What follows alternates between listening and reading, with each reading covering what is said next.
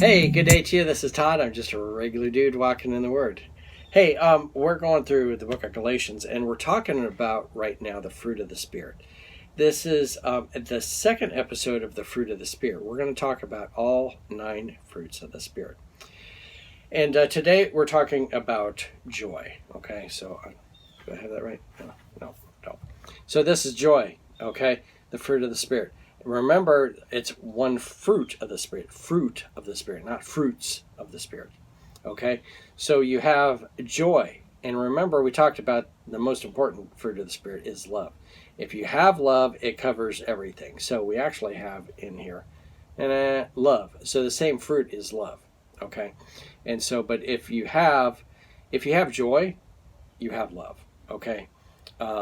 True joy. Okay, you can have a fake joy, and you can be like, oh, I won the lottery, and that joy lasts a very short time, and it's not based on love, from this fruit, and so it's not a fruit of the Spirit. It's just happiness because I won the lottery. But joy is something that comes from the Holy Spirit, and it gives you joy. So. This all comes from Galatians 5:22 to 23. So let's read that again. It says this, but the fruit of the Spirit is love, joy, peace, forbearance, kindness, goodness, faithfulness, gentleness, and self-control. Against such things there is no law. Okay, so there's joy. To illustrate that today, I'm going to be reading from Luke chapter 19, verses 1 through 10, okay? And this is the story of Zacchaeus, and you're going to see in the story of Zacchaeus had joy, and it wasn't joy, he didn't have that joy before, okay? But he had that joy because he met Jesus, okay? And his whole life changes because he met Jesus, okay? So follow along with me as I read here. Luke chapter 19, it says this, Jesus entered Jericho and was passing through. A man was there by the name of Zacchaeus. He was a chief tax collector and was wealthy. Okay, and remember, tax collectors were despised people. They were considered to be traitors. And he was wealthy. Okay, most of his wealth probably came from not the right way of doing it, from cheating people, though. Okay, so he was wealthy. He wanted to see who Jesus was, but because he was short, he could not see over the crowd. So he ran ahead and climbed a sycamore fig tree to see him, since Jesus was coming that way. When Jesus reached that spot, he looked up and said to him, Zacchaeus, come down immediately. I must stay at your house today. So he came down at once and welcomed him gladly. Okay, this is a huge thing. This is not just Jesus going, hey, I want to shake hands with you. No, he said, I want to go to your house and be with you today. That in that day and age, and in that culture, even to this day, that sends a huge message if you go to that person's house.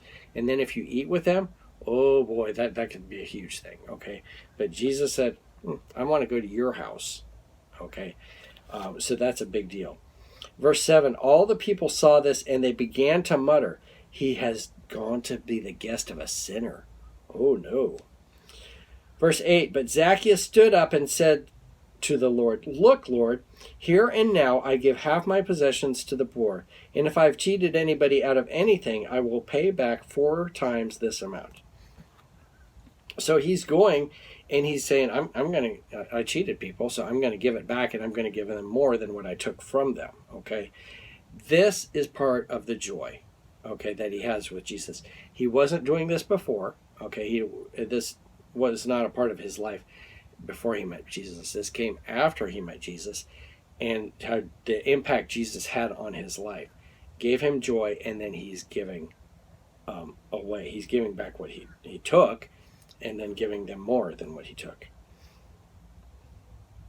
Okay, and then verse 9, Jesus said to him, today salvation has come to this house, because this man too is a son of Abraham. For the Son of Man came to seek and to save the lost. Okay. What I want you to see here, Zacchaeus, he had met Jesus, and now he was filled with love. And evidence of that was the joy he had. Okay? So it wasn't just he didn't just have joy, but that joy was evidence of love. So this joy that he had is evidence of the love he had. Okay?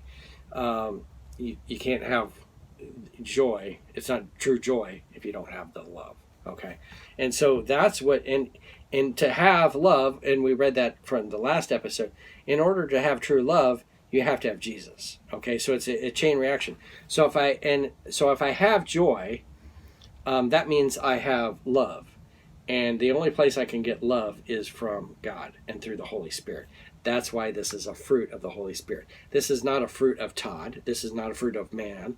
This is a fruit of the Spirit. Okay, so hopefully that makes sense today as to what we're talking about. The fruit of joy. All right. Thanks for watching. I'm just a regular dude walking in the Word, and I look forward to seeing you tomorrow as we continue our journey through the fruit of the Holy Spirit. Lord's blessing. I'll see you then.